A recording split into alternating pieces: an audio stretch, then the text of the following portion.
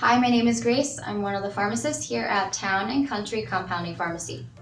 Today I'm going to show you how to properly assemble and use your nasal spray medication. So most of you will be receiving it in a bubble wrap package like this. When you open the package, you'll see a nasal spray nozzle as well as your medication in an amber glass bottle. Most importantly, you're going to be removing this black cap. However, I would hold on to it because this can come in handy when you're traveling, or you may throw your medication in your purse, and this will keep it from leaking.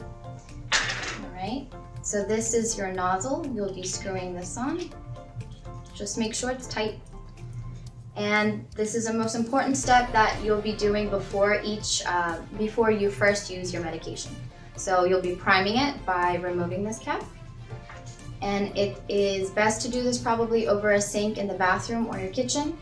You'll place 2 fingers on either side of the nozzle and make a downward motion like this.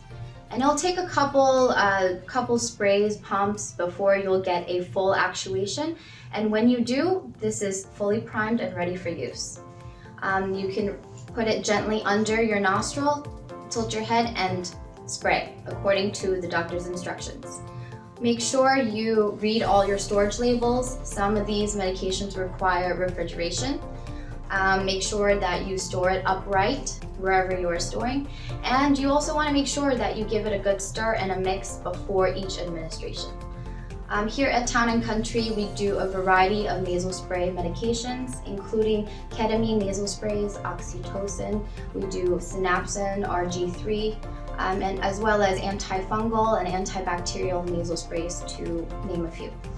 If you have any further questions, feel free to always reach out to us at 201-447-2020, and we'll be more than happy to speak with you.